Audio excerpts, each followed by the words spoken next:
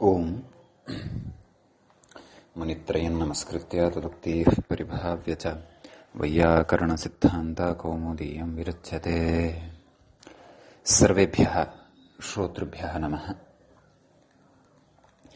अस्माभिः गतपाठे यद्यत् पठितं तद् एकवारं स्मरामः। गतपाठे तावत् अस्माभिः बहुव्रीहिसमासप्रकरणे स्वाङ्गात् चेतः इति तत्र पुंवद्भावनिषेधविधायकं सूत्रं पठितं। सुकेशी भार्यः इत्यादीनि उदाहरणानि तत्र दृष्टानि। तत्रैव अमानिनी इति वक्तव्यम् इति वार्तिकमपि पठितं। सुकेशमानिनी इति तस्य उदाहरणं दृष्टम्। ततश्च जातेश्च इति सूत्रं पठितम्। जातेश्च इति सूत्रमपि पुंवद्भावनिषेधविधायकं भवति। तत्र शूद्राभार्यः ब्राह्मणी भार्यः इत्यादिषु प्रयोगेषु पुंवद्भावो न भवति इत्यर्थः। एवं किल? तत्र च कश्चन सिद्धान्तः अपि दृष्टः। नाम सौत्रस्य एव अयं निषेधो भवति। तेन हस्तिनीनां समूहः हास्तिकम् इत्यत्र भस्याढे तद्धिते इति तु भवत्येव। कुतः? वार्तिकेन विधानं तत्र कृतं न तु सूत्रेण। अतः अयं निषेधः सौत्रस्य एव वर्तते। वार्तिकेन विधीयमानस्य पुंवद्भावस्य अयं निषेधः न इत्यर्थः भवतु। ततः परम् अस्माभिः एतावत्पर्यन्तम् अस्माभिः तत्र पुंवद्भाव निषेधप्रकरणमपि समाप्तम्। पुंवद्भावविधानम् आदौ पठितं, ततः पुंवद्भावनिषेधः। अधुना ततः परम् अस्माभिः बहुव्रीहिसमासविधायकं सूत्रान्तरम् आरब्धम्। तत्र तच्च संख्यया व्यया सन्नादूराधिकसंख्याः संख्येये इति सूत्रं पठितम्। तस्मिन्नेव सूत्रे अस्माकं विचारः प्रवर्तमानः वर्तते। तत् सूत्रमादाय एव विचारणम् अग्रे करिष्यते। तत्र अस्माभिः एतावता सूत्रस्य पदच्छेदः पठितः। सूत्रे विद्यमानानां पदानाम् अन्वयः दृष्टः। अपि च सूत्रे प्रथमं यत् पदं वर्तते संख्यया इति, अपि च द्वितीयं यत् पदं वर्तते अव्ययासन्नादूराधिकसंख्याः इत्यस्मिन् पदे च संख्या इति शब्दः यः पठितः सः उभयत्रापि पठितः संख्याशब्दः 1, 2, 3 इत्यादि संख्याशब्दत्वेन व्यवह्रियते। नाम आभ्यां संख्याशब्दाभ्यां काचित् संज्ञा अथवा संख्या कश्चन संज्ञाशब्दः अथवा संख्या इति शब्दः स्वरूपपरः न गृह्यते, अपि तु लोके व्यवह्रियमाणाः याः, लोके अथवा वेदे व्यवह्रियमाणाः याः 1, 2, 3 इत्यादयः संख्याः वर्तन्ते, ताः संख्याः अत्र संख्याशब्देन गृह्यन्ते इति। ततश्च तत्र सूत्रे उक्तं यत् संख्येयार्था वर्तते या संख्या किल? कश्चन तत्र प्रकारः मयापि उक्तः आसीत्। संख्यानां कश्चन धर्मविशेषः उक्तः आसीत्। नाम संख्याः इमाः संख्यार्थे भवन्ति, किञ्च संख्येयार्थे भवन्ति इति तत्र उदाहरणानि अपि कानिचन गतपाठे मया चर्चितानि आसन्। तत्र संख्येयार्थे वर्तते या संख्या, तादृशसंख्यया अव्ययादयः समस्यन्ते, सः बहुव्रीहिः भवति इति तत्र अस्माभिः सूत्रस्य अर्थः ज्ञातः। तत्र च संख्याः संख्यार्थे भवन्ति, संख्येये अर्थे चापि भवन्ति इत्यपि कश्चन भेदः अस्माभिः स्फुटीकृतः आसीत्। तत्र तत् पुनः स्मारयामि। यथा 1 वृक्षः, 20 वृक्षाः, 8 जनाः इत्यादिषु प्रयोगेषु याः संख्याः इमाः श्रूयमाणाः वर्तन्ते ताः संख्याः संख्येयार्थे उपयुक्ताः वर्तन्ते। एकः वृक्षः इत्यत्र वृक्षः संख्येयः, संख्या एकः नाम यया संख्यया यः पदार्थः परिच्छिद्यते अथवा यस्य पदार्थस्य परिगणनं क्रियते सः पदार्थः संख्येयः इत्युच्यते। एवञ्च एतावत्पर्यन्तम् अस्माभिः दृष्टमासीत् तत्र संख्येयस्य अपि च संख्येये संख्यायाः अपि च संख्यार्थे संख्यायाः भेदं स्पष्टीकुर्वन् इतोपि अग्रे ग्रन्थकारः कथयन् अस्ति, नाम व्याख्याग्रन्थकारः कथयन् अस्ति। किं कथयति? वदति अत्र इदम् अवधेयम्। अयं विषयः चर्चितः, तथापि एतस्य व्याख्यातुः शब्दानुसारमपि वयं तं विषयम् अवगच्छामः।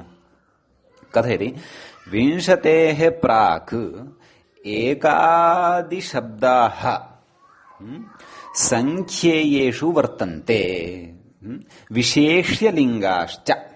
विंशतेः प्राक् नाम विंशतिः इति संख्या तत्र नान्तर्भवन्ति, ततः पूर्वं नाम 1 2 3 4 5 6 7 इत्यतः आरभ्य 17 18 19 एतावत् पर्यन्तम् इति 19 इति संख्यां यावत् याः संख्याशब्दाः वर्तन्ते अथवा याः संख्याः वर्तन्ते ताः संख्याः संख्येयार्थे भवन्ति, किञ्च विशेष्यलिङ्गाः भवन्ति।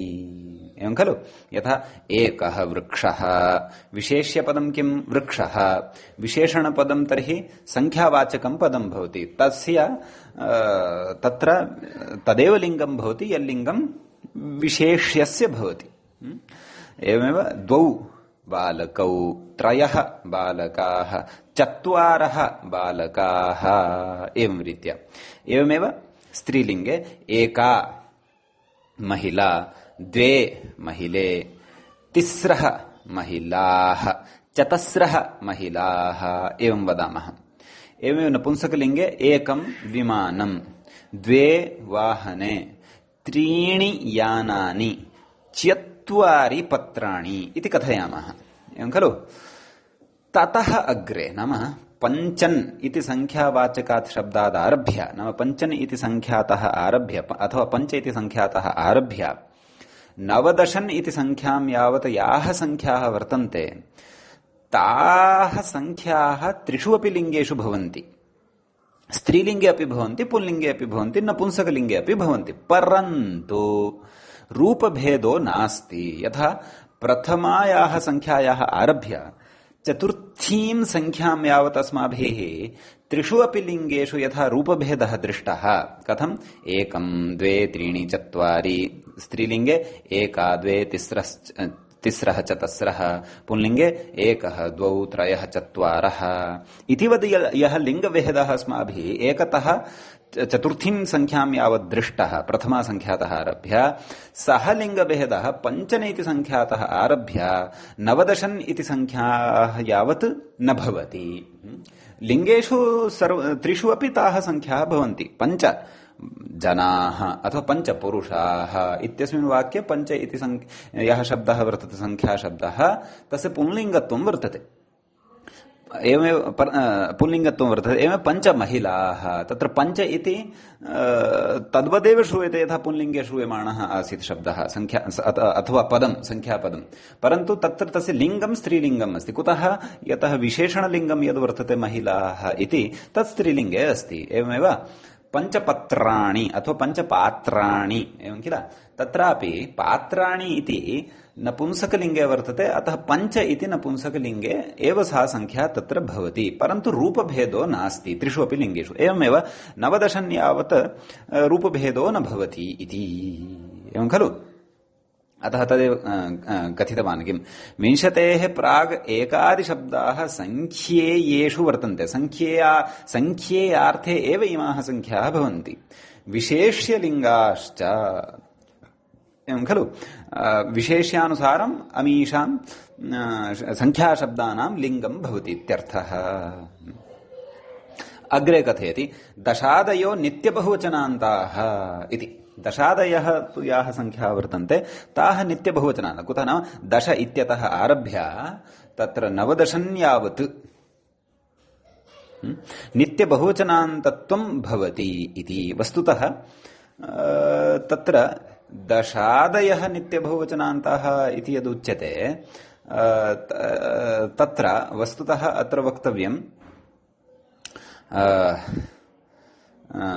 तिस्रादयः नित्यबहुवचनान्ताः इति वक्तव्यं। यतः त्रि इति संख्याशब्दोऽपि नित्यबहुवचनान्तः एव भवति। चतुर् इत्यपि पञ्चनतः आरभ्य एव याः इमाः संख्याः वर्तन्ते, पञ्चनतः इत्यतः न, त्रि इत्यतः एव आरभ्य नवदशं यावत् याः संख्याः वर्तन्ते ताः संख्याः नित्यबहुवचनान्ताः सन्ति। अतः अत्र व्याख्यातुः इदं वाक्यं किञ्चित् परिष्करणीयम्। अत्र दशादयः नित्यबहुवचनान्तः सत्यं भवन्ति, परन्तु तदतिरिच्य अन्याः संख्याः नित्यबहुवचनान्ताः न भवन्ति इति नास्ति। कुतः पश्यन्तु, त्रि इति संख्यातः आरभ्य नवदशन् इति संख्यां यावत् सर्वाः अपि नित्यबहुवचनान्ते एव भवन्ति। आम्, प्रथमा या संख्या वर्तते एक इति, सा नित्य एकवचने एव भवति। द्वितीया च या संख्या वर्तते, संख्यावाचकः यः शब्दः वर्तते द्वि इति, सः त्रिषु अपि लिङ्गेषु नित्यद्विवचनान्तः एव भवति। एवं खलु? त्रि इति संख्यावाचकात्, त्रि इति संख्यातः आरभ्य नवदशन् इति संख्यां यावत् तत्र सर्वाः अपि संख्याः नित्यबहुवचनान्ताः भवन्ति इति वक्तव्यं वस्तुतः। परन्तु दशादयः इत्यतः एव नित्यबहुवचनपरिगणनं तु न युज्यते इति मम भाति। अस्तु, भवतु। अग्रे किं कथयति? विंशत्यादिशब्दास्तु नित्यम् एकवचनान्ताः। नाम तत्र विंशत्यादयः ये शब्दाः वर्तन्ते, कुतः? एकोनविंशतिः इत्यतः आरभ्य नवदश इति संख्यायाः पर्यायसंख्या भवति खलु का? एकोनविंशतिः इति। नवदश अर्थात् एकोनविंशतिः अर्थात् नवदश इति। नाम विंशत्यादिशब्दः, नाम विंशतिः यत्रापि युक्ता वर्तते, यया संख्ययापि युक्ता वर्तते विंशतिः, अथवा स्वातन्त्र्येण विंशतिः इत्याख्या यदि काचित् संख्या वर्तते तर्हि ततः ताः विंशत्यादयः संख्याः अथवा ते विंशत्यादयः संख्याशब्दास्तु नित्यम् एकवचनान्ताः इति कथयति। नाम तस्य नित्य एकवचनान्तता भवति इति। एकवचनान्ताः कथयति संख्यायां संख्येये च वर्तन्ते 90 पर्यन्ताः नित्यस्त्रीलिङ्गाश्च इति। एवं खलु? तत्र अस्मिन् वाक्ये यद्यपि अग्रे एषः वदिष्यति एव, परन्तु अस्मिन् वाक्ये किञ्चित् परिष्कारः अपेक्षितः। अतः अस्मिन् वाक्ये अपि भवन्तः जागरूकाः भवन्तु, श्रोतारः, अध्येतारः। अत्र किं वक्तव्यं पश्यन्तु, किमुक्तवान् एषः? विंशत्यादिशब्दास्तु नित्यम् एकवचनान्ताः संख्यायां संख्येये च वर्तन्ते। वस्तुतः तत्र संख्येयार्थे यदा विंशत्यादयः संख्याः उपयुज्यन्ते तदा एव तासां संख्यानां नित्य एकवचनान्तत्वं भवति। यदा तु संख्यायाम् इमाः संख्याः उपयुज्यन्ते तदा तु एकवचनत्वमपि भवति, द्विवचनत्वमपि भवति, बहुवचनत्वमपि भवति। अतः अस्मिन् वाक्ये पूर्णतया विषयः स्पष्टतां न गतः वर्तते। यद्यपि अग्रे कथयिष्यति, प्रतिपादयिष्यति, परन्तु वाक्यं परिष्कुर्वन्तु एतत्। कथं वक्तव्यं? विंशत्यादिशब्दास्तु नित्यम् एकवचनान्ताः संख्यायां, ततः कॉमा दातव्यम्। न पुनः वदामि, विंशत्यादिशब्दास्तु नित्यमेकवचनान्ताः संख्येये द्विबहुवचनान्ताश्चापि संख्यायां गम्यमानायां वर्तन्ते 90 पर्यन्ताः नित्यस्त्रीलिङ्गाश्च। एवं रीत्या वाक्यं वक्तव्यं। नाम अभिप्रायः कः वदामि, अग्रे वदिष्यति एषः। नाम संख्येयार्थे, संख्येये विंशत्याद्याः याः संख्याः वर्तन्ते ताः संख्याः सर्वदा एकवचनत्वमेव भजन्ते, अपि च तासां नित्यस्त्रीलिङ्गत्वमेव भवति। यथा वदामि 20 जनाः, 30 महिलाः, 65 यानानि, 99 वृषभाः। सर्वत्र पश्यन्तु, नाम 19तः आरभ्य 99 यावत् सर्वत्र संख्याः यदि संख्येयार्थे उपयुक्ताः वर्तन्ते तर्हि तासां केवलं तत्र एकवचनमेव भवति। परन्तु यदा इमाः संख्याः संख्यार्थे उपयुज्यन्ते तदा एकवचनमपि भवितुमर्हति, द्विवचनमपि भवितुमर्हति, बहुवचनमपि भवितुमर्हति। अतः वाक्यम् एतत् किञ्चित् जागरूकतया अस्य वाक्यस्य समन्वयनं कुर्वन्तु। यथा जनानां 20 एकवचनम् अस्ति, 20 कुतः? अत्र संख्या संख्यार्थे विहिता वर्तते, अतः संख्यार्थे तत्र मया गतपाठे अपि उदाहृतमासीत्, अधुनापि उदाह्रियमाणं वर्तते। एवमेव जनानां 20 इति वदामि यदि, तर्हि तत्र 20 इति द्विवचनं वर्तते, नाम एका 20 अपरा च 20, नाम 40 जनाः इत्यर्थः। एवमेव बहुवचने अपि प्रयोगः शक्यते। जनानां 20 नाम तत्र 60 जनाः वा अथवा ततोपि ऊर्ध्वं विद्यमानाः जनाः बहुत्वे बहुवचनत्वेनपि तत्र संख्यायाः प्रयोगः भवितुम् अर्हति। आम्, लिङ्गं तु तत्रापि स्त्रीलिङ्गम् एव भवति। लिङ्गं तु सर्वदा नित्यस्त्रीलिङ्गमेव। संख्यार्थे वा संख्या प्रयुज्यमाना स्यात् अथवा संख्येयार्थे वा संख्या प्रयुज्यमाना स्यात्। उभयविधस्थितावपि यल्लिङ्गं वर्तते संख्यायाः 20 आरभ्य संख्यायाः केवलमेकमेव लिङ्गं स्त्रीलिङ्गं। परन्तु इदं पुनरपि वदामि, दृढतया मनसि स्थापनीयं। संख्यार्थे यदि संख्याप्रयोगः तर्हि तत्र एकत्वमपि अस्ति, द्वित्वमपि अस्ति, बहुवचनत्वमपि अस्ति। परन्तु संख्येये एव अर्थे यदि संख्याप्रयोगः तर्हि तु केवल 20तः आरभ्य 99 यावत् संख्यानाम् एकवचनत्वम् एव अस्ति, तत्र द्विवचनं न भवति, बहुवचनं न भवति। एवं खलु? अतः एवं रीत्या तत्र संगतिः कर्तव्या। अग्रे कथयति। अतः एतद् वाक्यं किञ्चित् परिष्कृत्य एव गृह्णन्तु। नाम 20तः आरभ्य 99 यावत् यद् वदन्नस्ति, अन्यत् सर्वं सम्यक् अस्ति, परन्तु तदेव संख्येयार्थे नित्य एकवचनत्वम् अस्ति, संख्यार्थे तु नित्य एकवचनत्वं नास्ति संख्यायाः। तत्र तु द्वित्वं बहुत्वं भवितुम् अर्हति। तत् स्वयमेव वदन्नस्ति अग्रे। पश्यन्तु, भवन्तः श्रोष्यन्ति अधुनैव। कथयति, यथा 20 ब्राह्मणाः। अत्र संख्या संख्येयार्थे प्रयुक्ता वर्तते। ब्राह्मणाः इति संख्येयाः वर्तन्ते, संख्येयरूपाः वर्तन्ते, विशेष्यरूपाः वर्तन्ते। परन्तु 20 इति संख्यावाचकः शब्दः वर्तते, तस्य न तु बहुवचनत्वम् अस्ति यथा ब्राह्मणाः इत्यत्र बहुवचनत्वम् अस्ति, न च तस्य शब्दस्य तत्र पुंलिङ्गत्वम् अस्ति। न, अत्र नियतलिङ्गत्वं संख्यायाः ज्ञातव्यम्। अतः 20 इति तत्र पुंलिङ्गत्वं नित्यस्त्रीलिङ्गत्वमेव भवति। भवतु नाम विशेष्यपदं ब्राह्मणाः इति बहुवचने वा अथवा तत्र पुल्लिङ्गे वा। संख्यायाम् उदाहरति, पश्यन्तु। ब्राह्मणानां 20 ब्राह्मणानां 20 इत्यत्र संख्यायां संख्या प्रयुक्ता वर्तते, नाम संख्यार्थे संख्या प्रयुक्ता वर्तते। प्रकृतवाक्येन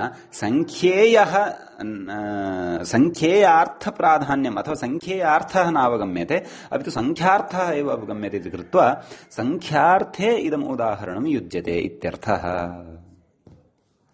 कथयति तदे इदानीं तमेव विषयं कथयन्नस्ति, नाम संख्यार्थे संख्यानां द्वित्वं बहुत्वं चापि भवति इति कथयति। यदा 20 संख्या, नाम 20तः आरभ्य 99 यावत् या संख्या वर्तते, नाम 20 संख्या, ततः द्विबहुवचने स्तः। संख्यायां तु द्विवचनमपि भवितुम् अर्हति, नाम संख्यार्थे यदा संख्या प्रयुज्यमाना भवति तदा तत्र द्विवचनमपि भवितुम् अर्हति, बहुवचनमपि भवितुम् अर्हति। तद् कथयति किम्? द्विवचनस्य उदाहरणं ददाति। एकवचनस्य तु उदाहरणं पूर्वमेव दृष्टं, किं ब्राह्मणानां 20 इति। द्विवचनस्य उदाहरणं ददाति, यथा गवां 20 इति। तदेव जनानां 20 इति यथा मया उक्तं तद्वत् इदमपि वक्तुं शक्यते। गवां 20 इति, अथवा तद्वत् तत्रापि वक्तुं शक्यते। गवां तत्र गवां जनानां 20 इत्यपि वक्तुं शक्नुमः। अतः प्रकृते गवां 20 इति कः अर्थः? 40 इति गम्यते। अर्थात् 40 नाम 40 गावः इति अर्थः गम्यते इति। अग्रे बहुवचने उदाहरति, किं गवां 23 इति। तेन किम् अवगम्यते? 60 इति अर्थः, नाम 21, 22, तृतीया च 20। एतेन तर्हि 60 इति अर्थः तत्र गम्यते। 3 इति यदि निवेशः न क्रियेत, गवां 20 इति यदि उच्येत, तर्हि तु ततः अपि अधिकाः जनाः, अधिकाः गावः तत्र वक्तुं शक्यन्ते। एवं खलु? यथा बहवः 20 नाम कति 20 इति निश्चितिः नास्ति। निश्चितिः नास्ति तर्हि तत्र सा संख्या बहुत्वकोटौ एव प्रविशति इत्यर्थः। तत्र कोशनियमं स्मारयति। तत्र उक्तं 20 सदैकत्वे संख्याः संख्येयसंख्ययोः संख्यार्थे द्विबहुत्वे स्तः तासु च 90 स्त्रियः। अमरकोशे एषः श्लोकः भवति संख्यानां लिङ्गवचनादि सम्बद्धः। अतः तत्रत्यस्य श्लोकस्य एतावता एषः व्याख्यानं कृतवान्। किमुक्तवान्? 20 सदैकत्वे, नाम 20तः आरभ्य सर्वाः संख्याः एकत्वे एव भवन्ति, परन्तु ताः एकवचने एव भवन्ति संख्याः। अपि ताः संख्याः संख्येयार्थे उपयुज्यन्ते, अपि च संख्यार्थे च प्रयुज्यन्ते इति तत्र नियमं करोति। संख्यार्थे द्विबहुत्वे स्तः, संख्यार्थे तु द्विबहुत्वे स्तः, तासु च 90 स्त्रियः। अपि च तासु 90 पूर्वं याः संख्याः भवन्ति ताः स्त्रीलिङ्गे एव भवन्ति इत्यर्थः उच्यते। अतः अमरकोशस्य एतावता एतेन व्याख्यानम् अमरकोशोक्तस्य संख्यालक्षणस्य व्याख्यानम् एतावता कृतम्। अस्तु, किमर्थम् एतावत् सर्वं व्याख्यातं? किं प्रयोजनम् इति चेत्, तत्र सूत्रे संख्यया व्ययासन्नादूराधिकसंख्याः संख्येये इति वचनम् आगतम् अस्ति। नाम संख्येयार्थे याः संख्याः सन्ति ताभिः संख्याभिः सह अव्ययादयः समस्यन्ते इति अर्थः अस्माभिः यः ज्ञातः, तस्य अर्थस्य उदाहरणेषु संगतिः अथवा उदाहरणानां कः अर्थः अथवा केषु स्थलेषु अस्माभिः अव्ययानां कीदृश्या संख्यया समासः कर्तव्यः इति विषयः अस्माकं न तावत् स्फुटः भवितुम् अर्हति यावत्पर्यन्तं संख्यानां तत्र धर्मद्वयं, नाम संख्याः संख्यार्थे भवन्ति, संख्याः संख्येयार्थे भवन्ति इति धर्मद्वयं यावत् पर्यन्तम् अस्माभिः स्फुटतया न ज्ञायेत। अतः तत्र कोशप्रामाण्यपूर्वकं तत्र संख्यायाः धर्मद्वयमपि पुरस्कृत्य विषयं सम्यक् स्पष्टीकृत्य अधुना उदाहरणेषु प्रवेशयिष्यति व्याख्याता ग्रन्थकारः अपि ग्रन्थकारानुसारम् इति। अपि च कोशात् संख्यानाम् एषा व्यवस्था अवगम्यते इति सर्वात्मना तथा न। कुतः? यतः अमरकारेण नाम अमरकोशे अपि ये केऽपि या कापि शब्दस्य व्यवस्था नामलिङ्गानुशासनं यद् कृतं वर्तते तत्सर्वमपि महाभाष्यग्रन्थादेव स्वीकृतं वर्तते। अत एव विद्वत्सु उक्तिः प्रसिद्धा वर्तते यत् अमरसिंहः पापीयान् सर्वं भाष्यमचूचुरुत् इति। नाम सर्वस्य महाभाष्यस्य सः सम्यक् ज्ञाता आसीत्, अतः महाभाष्यस्य सम्यक्तया आलोडनं पर्यालोडनं कृत्वा तत्रत्य विद्यमानानां शब्दानां तत्र नामलिङ्गादि व्यवस्था पूर्वकं सः ग्रन्थम् एव श्लोकरूपेण उपनिबद्धवान्, अतः प्रसिद्धिं च प्राप्तवान्। वस्तुतः अमरकोशे कृतः विचारः न यः कोऽपि नूतनः, सर्वोऽपि विचारः भाष्यादेव उद्धृतः वर्तते इति अस्ति विदुषां तत्र कश्चन अभिप्रायः। परन्तु तथापि अमरकोशस्य कार्यं तु महदेव, कुतः तेन तावत् सङ्कलनं कृतं सौकर्येण एकत्रैव एकस्मिन् एव लघुकाये ग्रन्थे महतां हि शब्दानां तत्र राशिः अस्माकं कृते उपनिबध्य प्रदत्तः इति भवतु।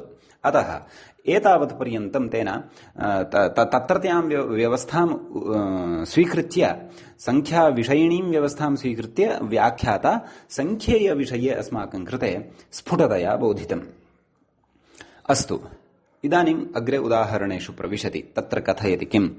अत्राव्ययस्योदाहरति। नाम अत्र अव्ययस्य, नाम अव्ययस्य संख्येयार्थे विद्यमाना सन्ति या संख्या, तादृश संख्यावाचकेन शब्देन सह समासविधानम् उदाहरति इत्यर्थः। एवं खलु? समीचीनं। तर्हि प्रकृते अव्ययपदं यद् भविष्यति तत् पूर्वपदत्वेन अस्माभिः स्वीकरिष्यते।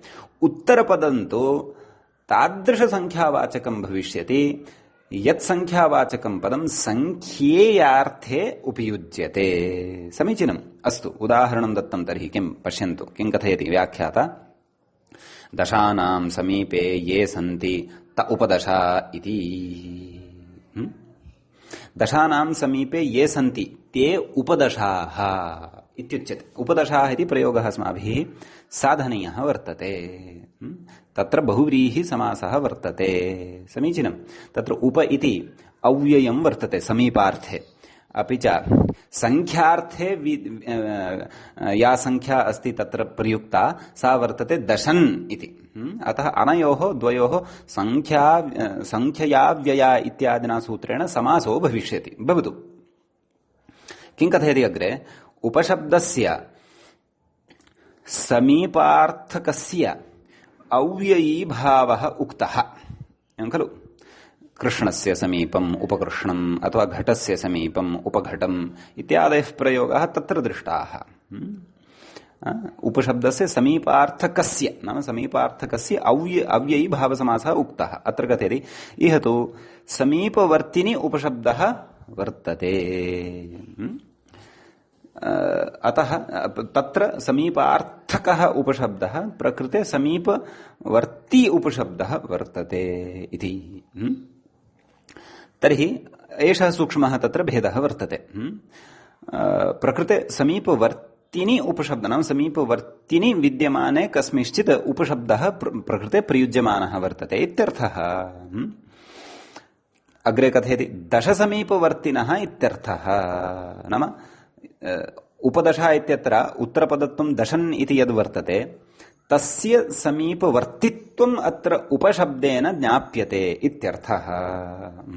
कथयति ततश्च अन्यपदार्थवृत्तित्वाभावात्। प्रकृते बहुव्रीहेः यत् पूर्वम् उक्तं, नाम अन्यपदार्थत्वं भवति, तादृशवृत्तिः अत्र नास्ति।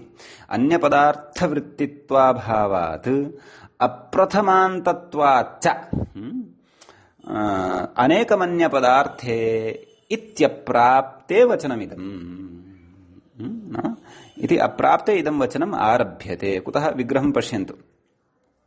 दशानां समीपे ये ते उपदशाः इति। तर्हि पश्यन्तु, अत्र दश आम् उप इति अलौकिकविग्रहः कर्तव्यः। तर्हि तत्र पश्यन्तु, अनेकं प्रथमान्तम् अन्यपदार्थे समस्यते इत्युक्तं खलु? केन? अनेकमन्यपदार्थे इत्यनेन सूत्रेण। परन्तु प्रकृते तु प्रथमान्तं सर्वमपि पदं प्रथमान्तं नास्ति, एकं पदं तु उप इति अव्ययपदम् अस्ति, अपरञ्च दशानाम् इति षष्ठ्यन्तं तत्र वर्तते, षष्ठ्यन्तं तद् पदं वर्तते, प्रथमान्तं तु नास्ति। तस्य दशान अतः प्रकृते अनेकमन्यपदार्थ इत्यनेन तत्र बहुव्रीहि समासः वक्तुं न शक्यते। किञ्च उपदशाः इत्यनेन अन्यपदार्थावगमोऽपि न भवति, नाम अन्यपदार्थप्रधानत्वमपि अस्य शब्दस्य नास्ति। अतः सूत्राम् उभयविधः अपि स्थितौ तत्र अनेकमन्यपदार्थ इत्यस्य सूत्रस्य प्रवृत्तिः भवितुं नार्हति, एवं खलु।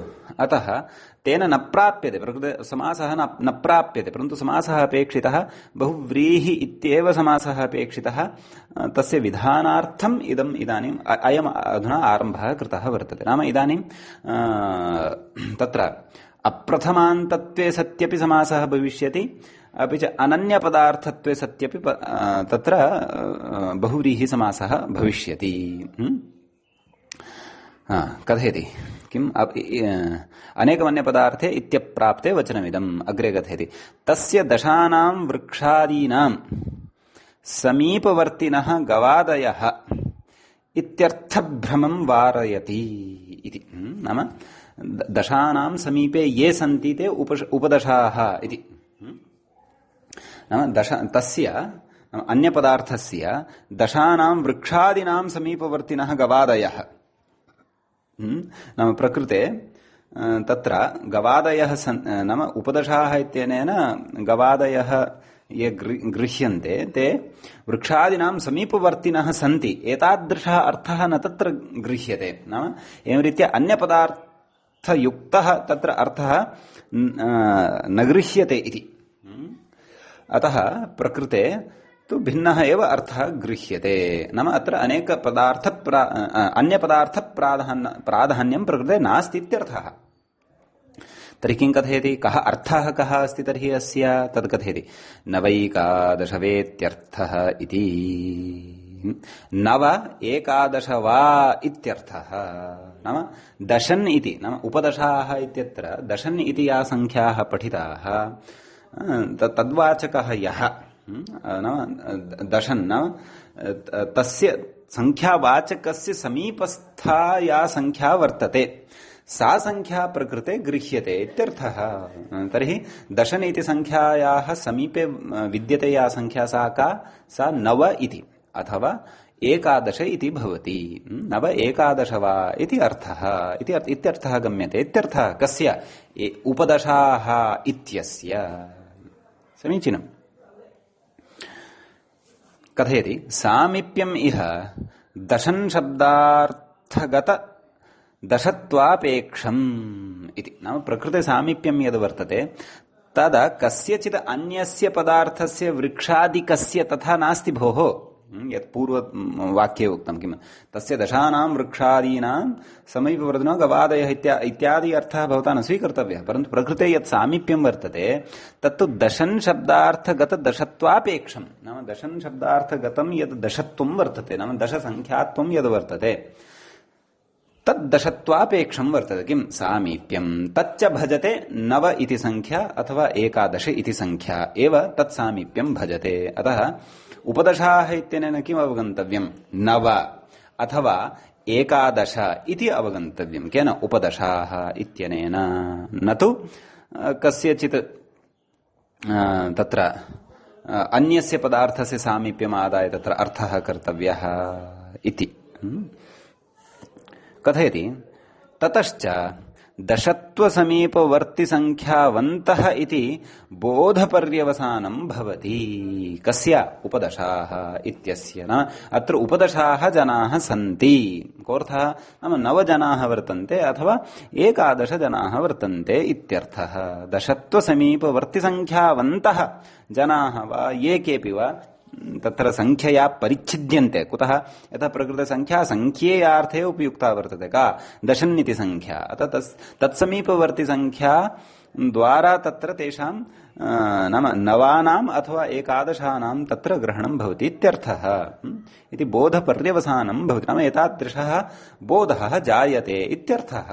अस्तु, तर्हि एवञ्च एतावता अर्थः उक्तः कस्य उपदशाः इत्यस्य अर्थः उक्तः इदानीं सिद्धिप्रकारः अपि द्रष्टव्यः खलु दशन् आम् उप इत्यवस्थायां तत्र लौकिकविग्रहस्तु अयमेव दशानां समीपे ये सन्ति ते उपदशाः अलौकिकविग्रहः दशन् आम् उप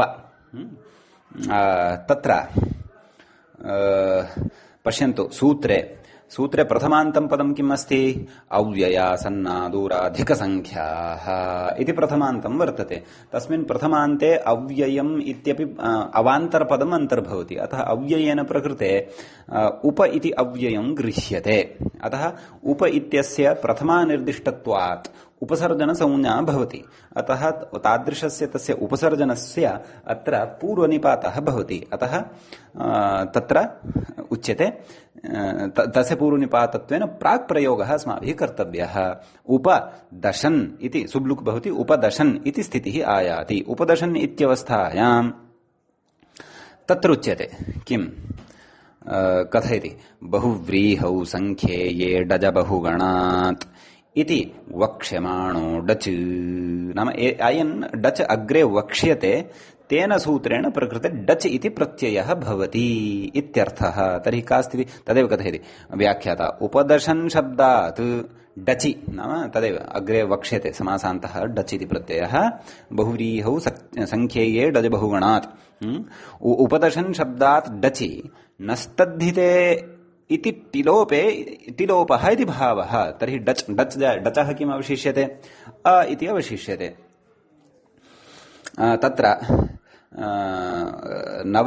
उपदशन् अ अयन् डच् डित् इति कृत्वा नस्तद्धिते इत्यनेन सूत्रेण डित् भवतु नाम परन्तु नान्तं पदं वर्तते उपदशन् इत्यनेन नान्तस्य पदस्य तद्धिते डचि परतः टेः लोपः भवति अतः उपदश उपदश इति अतः तत्र कथञ्चित् तत्र बहुत्वमेव अस्ति अतः जस् इति प्रत्ययः एव आयाति अतः तत्र बहुत्वे उपदशाः इति प्रयोगः सिद्धः भवति एवं खलु यतः प्रकृतसङ्ख्या सङ्ख्येयार्थे उपयुक्ता वर्तते दशन् इति बहुवचनान्ता नित्यबहुवचनान्ता सङ्ख्या अतः उपदशाः इति नित्यबहुवचनान्ततया एव अयं प्रयोगः कर्तव्यः उपदशः इति एकत्वे अथवा उपदशौ इति बहुद्वित्वे अत्रापि प्रयोगः न युज्येत इति कुतः यतः तत्र संख्येये दशन् इति संख्या प्रयुक्ता वर्तते तस्मात् डच् इति विहितः वर्तते संख्येये च या संख्या प्रयुक्ता भवति सा संख्या तु तत्र त्रिशब्दादारभ्य नवदशन् इति संख्यां यावत् नित्यबहुवचनान्ता एव भवति सा संख्या अतः उपदशाः इति जसि सति प्रथमयोः पूर्वसवर्णः इत्यनेन पूर्वसवर्णे सस्य वृत्ते विसर्गे उपदशाः इति प्रयोगः सिद्धः भवति इत्यर्थः एवं किल एवञ्च एतावत् पर्यन्तम् अस्माभिः कस्यचित् अव्ययस्य संख्यावाचकेन शब्देन सह समासविधानं ज्ञातं पठितं वर्तते अधुना अग्रे तत्र अपरः शब्दः द्रष्टव्यः अव्ययासन्न अग्रिमः शब्दः वर्तते आसन्न इति तत्र उच्यते आसन्न शब्दस्य 20 शब्देन षष्ठ्यन्तेन समासे डचि कृते टेः इति इकारमात्रस्य लोपे प्राप्ते आह एवं खलु तर्हि तत्र आसन्न विंशाः विंशतेः तत्र कथम् अस्य लौकिकविग्रहः कथं स्थापनीयः इति चेत् आसन्न विंशाः आसन्नानां 20 इति तु न वक्तुं शक्यते परन्तु क्षणमेकम् अत्र एतेन विग्रहः दत्तः वा षष्ठ्यन्त 20 आसन्नाः इत्येव विग्रहः कर्तव्यः अत्र 20 आसन्ना इति अदेव कथितवान् किं कथयति आसन्न शब्दस्य 20 शब्देन षष्ठ्यन्त्येन समासे 20 आसन्ना इति समासः क्रियते विंशतेः आसन्नाः इति लौकिकविग्रहः। अलौकिकविग्रहः तत्र विंशति ङस् आसन्न जस् संख्ययाव्ययासन्नादूराधिकसंख्याः संख्येय इत्यनेन समासः। प्रथमानिर्दिष्टत्वात् आसन्न इति शब्दस्य पूर्वनिपातः। आसन्न विंशति इति रूपं लभ्यते। आसन्न विंशति इत्यत्र बहुव्रीहि समासः अस्माभिः कृतः केन? संख्यया व्ययासन्नादूराधिकसंख्याः संख्येये। बहुव्रीहि समासः कृतः यदि तर्हि बहुव्रीहौ संख्येये डजबहुगणात् इत्यनेन सूत्रेण अत्र डच प्रत्ययः यः वक्ष्यमाणः अग्रे वक्ष्यते डच प्रत्ययः डचि कृते का स्थितिः जाता? आसन्न विंशति डच डचः अ अवशिष्यते। आसन्न विंशति इति अवशिष्टम्। डचि कृते कथयति टेः इति इकारमात्रस्य लोपे प्राप्ते नाम टेः डचि परतः डिति परतः टेः इत्यनेन सूत्रेण आसन्न विंशति अ इत्यवस्थायां केवलस्य तकारोत्तरवर्तिनः इकारस्य एव लोपः प्राप्तः। परन्तु अस्माकं कृते तु तत्र विंशति इत्यस्य यः ति इति भागः अस्ति तस्य समग्रस्यापि लोपः अपेक्षितः वर्तते। अतः यतः तस्य लोपात् परमेव तत्र आसन्न विंश इति मूलप्रातिपदिकं सिद्धं भविष्यति। तस्माच्च मूलप्रातिपदिकात् बहुवचने आसन्न विंशाः इति प्रयोगः सेत्स्यति। परन्तु सः प्रयोगः साधनीयः यदि तर्हि टेः इत्यनेन प्राप्तस्य केवलस्य आसन्न विंशति डच अथवा आसन्न विंशति अ इत्यवस्थायाम् आसन्न विंशति इत्यस्य इकारस्य लोपेन एव आसन्न विंशतिः इति प्रयोगः साधयितुं न शक्यते। अतः तत्र काचित् विशिष्टा व्यवस्था उच्यमाना वर्तते। तदेव टेः इति इकारमात्रस्य लोपे प्राप्ते नामलोपे प्राप्ते कथयति। किं कथयति? सूत्रम् अस्ति। किम् अस्ति? तिविंशतेर्डिति इति। ति इति एकं पदं वर्तते। विंशतेः इति द्वितीयं पदं वर्तते। डिति इति तृतीयं पदं वर्तते। एवं खलु? तत्र यत् प्रथमं पदं वर्तते ति इति तद् षष्ठीविभक्त्यन्तं वर्तते। परन्तु तत्र षष्ठीविभक्तिः न श्रूयते। तेर्विंशतेर्डिति इत्यपि यद्यपि सूत्रं वक्तुं शक्यते स्म, नाम विंशति इति शब्दस्य यः ति इति भागः वर्तते तस्य लोपः भवति इति वक्तुं शक्यते। परन्तु स्पष्टप्रतिपत्त्यर्थं किञ्च आचार्यस्य स्वातन्त्र्यात् सः तादृशप्रयोगं कर्तुं प्रकृते स्वतन्त्रः। प्रकृते तेन विभक्तिलुकव्यवस्था आश्रिता वर्तते। या च विभक्तिलुकव्यवस्था तावत् वेदे भवति। अतः प्रकृते तिविंशतेर्डिति इत्यत्र ति इति प्रथमं पदं षष्ठ्यन्तं वर्तते। नाम ति इत्यस्य तकारसहितः यः इ इति सङ्घातः वर्तते ति इति तस्य इत्यर्थः। विंशतेः इति तत्र षष्ठी विभक्तेः एकवचनं भवति। डिति ड इति यस्य सः डित् तस्मिन् डिति इति सप्तम्यन्तं पदं भवति। एवं खलु? तदेव व्याख्यात्र उच्यमानं वर्तते। तीति लुप्तषष्ठीकं नाम ति इति षष्ठ्याः तत्र लुक् जातः वर्तते। भस्य इत्यधिकृतं भस्य नाम षष्ठाध्यायस्य चतुर्थपादे 42-उत्तरशततममिदं सूत्रं भवति। तत्र भस्य इति सूत्रस्य अधिकारः आयाति इत्यर्थः। अतः भस्य इति सूत्रम् इति प्रकृते अधिकृतं वर्तते इत्यर्थः। एवं खलु? तत्र उच्यते अल्लोपो नः इत्यस्मात् अल्लोपः इत्यनुवर्तते। इत्यस्मात् अल्लोपः न, परन्तु लोपः इति तावदेव वर्तते। अल्लोपः इति समग्रं नानुवर्तते, लोपः तावदेव अनुवर्तते। तदा अतः सर्वां वृत्तिम् अपि च अनुवृत्तिम् अधिकारं च मनसि कृत्य सूत्रार्थम् आह। सूत्रार्थं कथयति। किं कथयति? विंशतेः भस्य तिशब्दस्य लोपस्याडिति, नाम विंशतिशब्दः यः वर्तते कीदृशः भसंज्ञकः सः भवेत्, तस्य ति इति शब्दस्य लोपः भवति कदा? डिति परतः, नाम डित् प्रत्ययः परतः भवति। वयं तु तादृश्यामेव स्थितौ स्मः यत्र विंशतिशब्दात् डित् प्रत्ययः परः अस्माभिः कृतः वर्तते, विहितः वर्तते। अस्माकं स्थितिः वर्तते आसन्न विंशति डच्, आसन्न विंशति अ, तस्य अ इति अवशिष्यते। अतः तत्र तिविंशतेर्डिति इत्यनेन सूत्रेण तत्र विंशति इत्यत्र ति इत्यस्य विंशति इति भसंज्ञकस्य ति इति एतावतः भागस्य सर्वात्मना लोपः एव क्रियते। अतः किम् अवशिष्यते? आसन्न विंश अ, एवं खलु? तत्र अस्तु, आसन्न विंश अ इति भवतु। तत्र कथयति, कश्चन विचारः उच्यमानः अस्ति। किम्? अलोन्त्यस्य इति न भवति, एवं खलु? इदानीं तेः विंशतेः तेः लोपः भवतु डिति परे इत्युक्तम्। तर्हि षष्ठी खलु श्रूयते तत्र? क्व विंशतेः इत्यत्र तु श्रूयते एव षष्ठी, परन्तु तिः यस्य लोपः क्रियमाणः वर्तते तस्यापि षष्ठ्यन्तेन खलु निर्देशः कृतः वर्तते।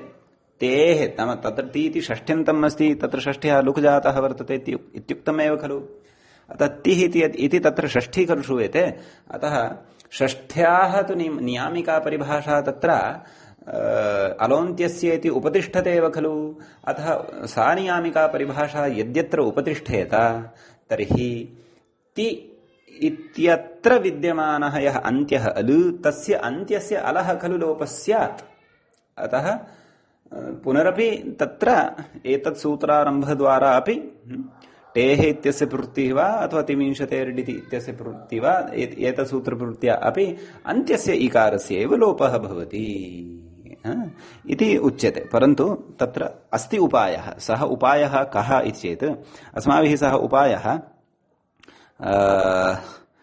शब्दाधिकारप्रकरणे क्वचित् चर्चितः वर्तते। यदि भवन्तः पश्येयुः, तत्रैव एषा परिभाषा पठ्यते। का?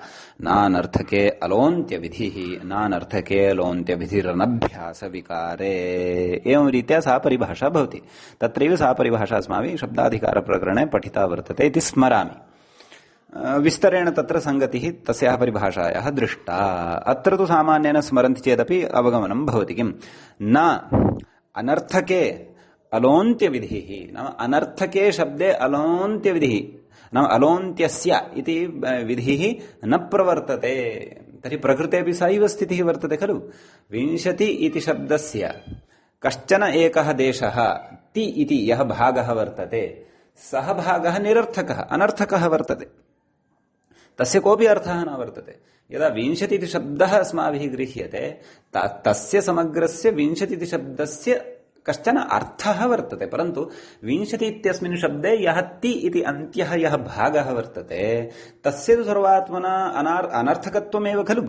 अतः अनर्थके न अलोन्त्यविधिः, अतः अनर्थके अत्र ति शब्दस्य लोपविधौ अलोन्त्यस्य इति षष्ठ्याः नियामिका परिभाषा नोपतिष्ठते। अतः ति इत्यस्य अन्त्यस्य इकारमात्रस्य लोपो न भवति, अपितु समग्रस्य ति इत्यस्य एव षष्ठीस्थाने योगादि परिभाषया समग्रस्यापि लोपो भवति। अतः तत्र आसन्नविंश इत्येव तत्र स्थितिः भवति इत्यर्थः।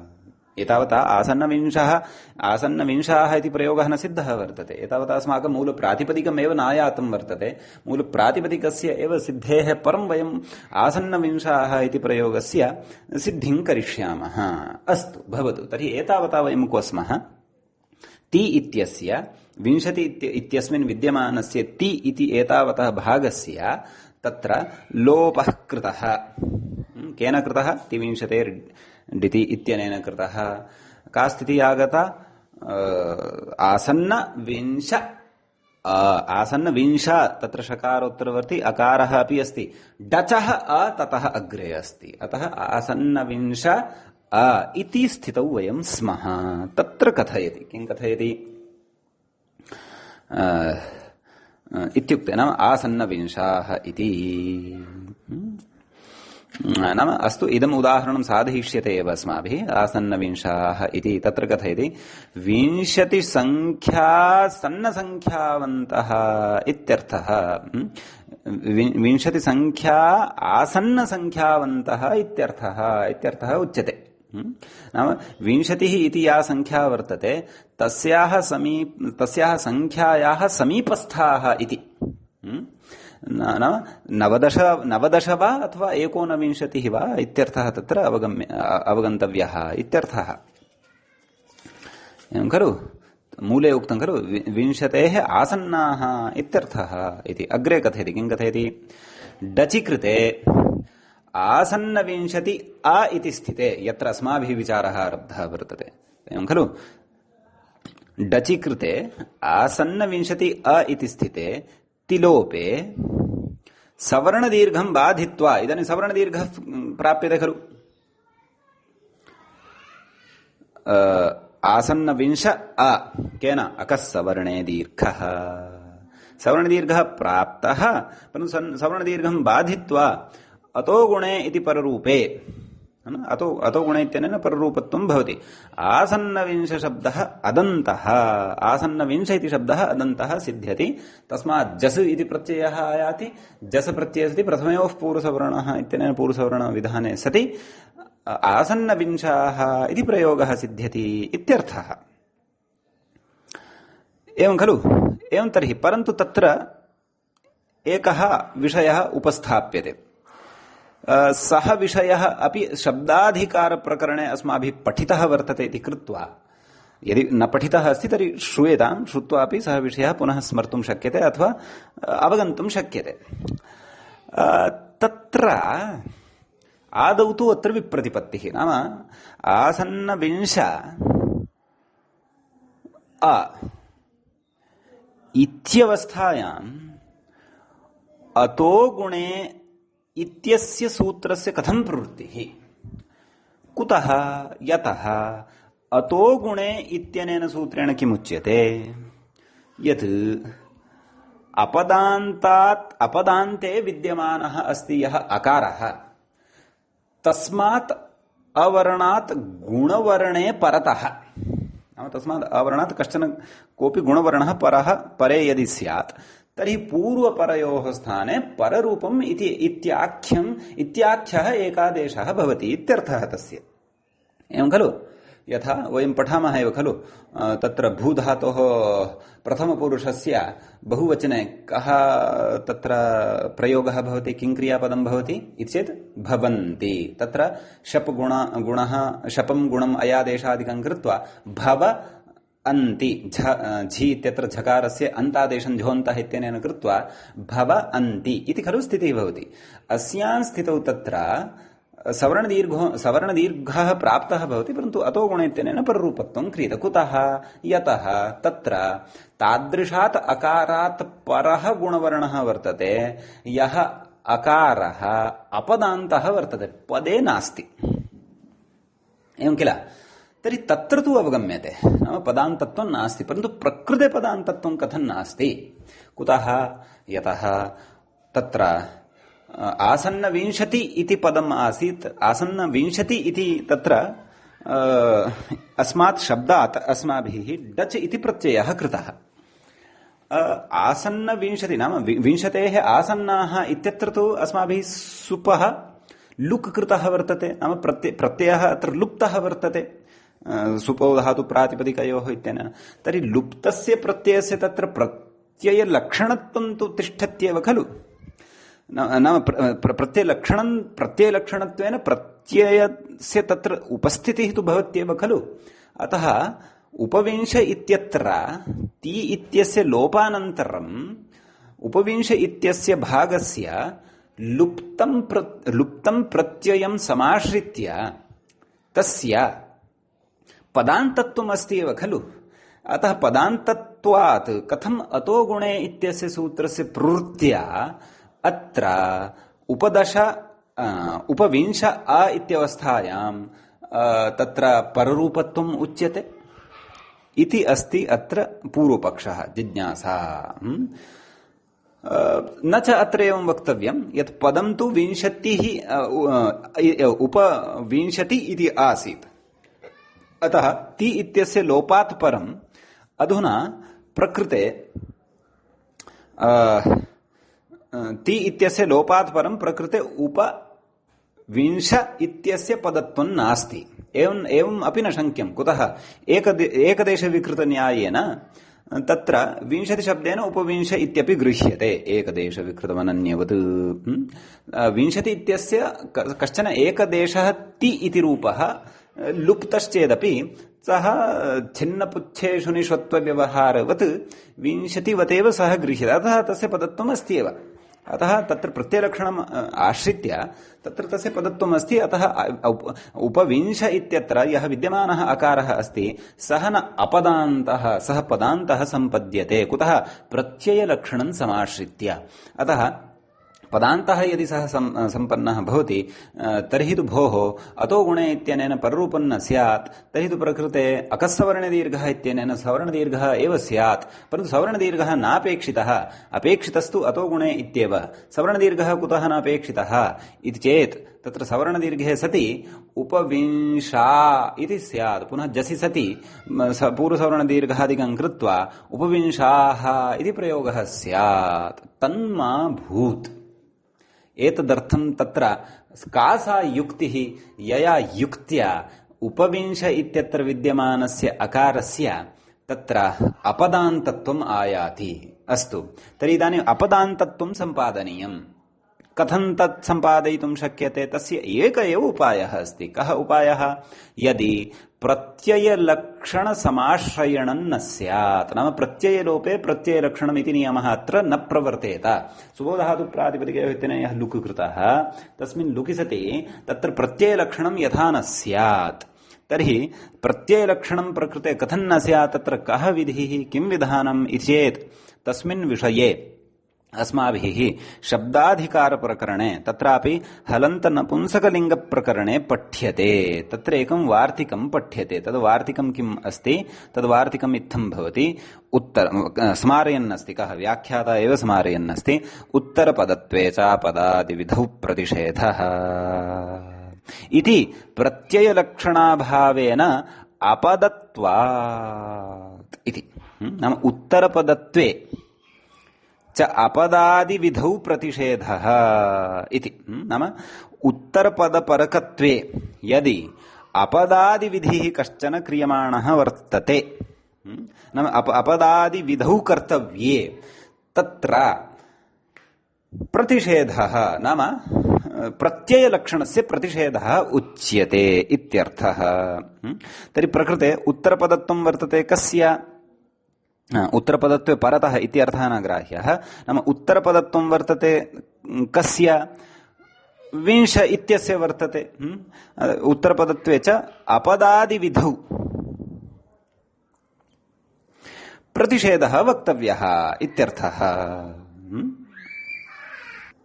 आम्, तर्हि तस्य नाम अस्य वार्तिकस्य यदि सकृत् तत्र पठितम् अर्थम् एकवारं स्मरामः तर्हि अत्रत्यः विषयः अपि स्पष्टतां गच्छति। कस्य?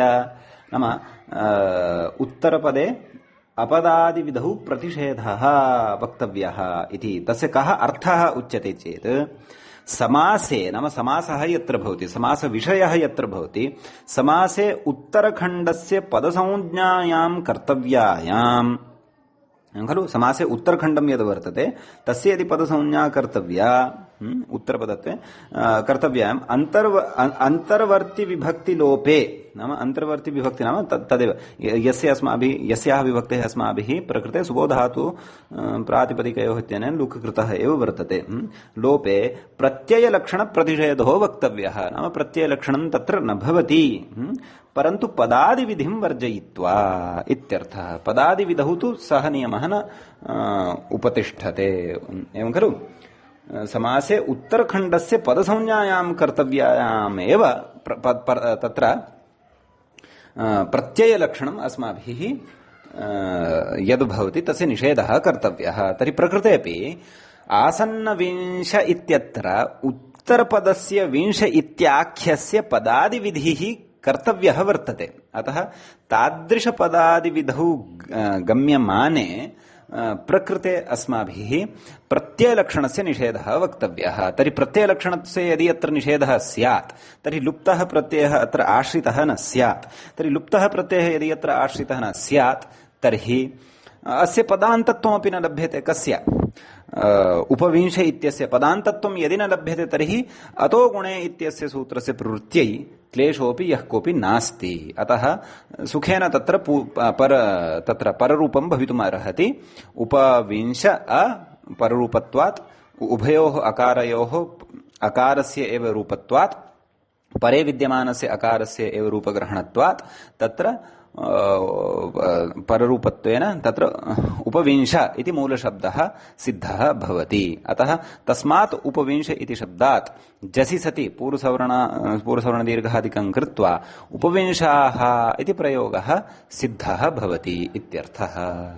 अतः एतावान् विषयः अस्माभिः अस्मिन् पाठे पठितः। एतं वयं बुद्धौ स्थापयेम।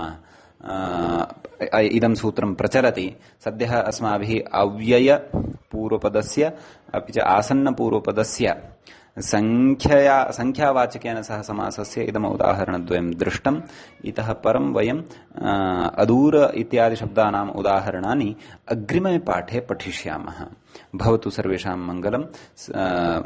अत्रापि कुर्मः मङ्गलम्। मुनित्रयं नमस्कृत्य तदुक्तिः परिभाव्य च वैयाकरण सिद्धान्त कौमुदीयं विरच्यते। सर्वेभ्यः शुभदिनं। नमो नमः।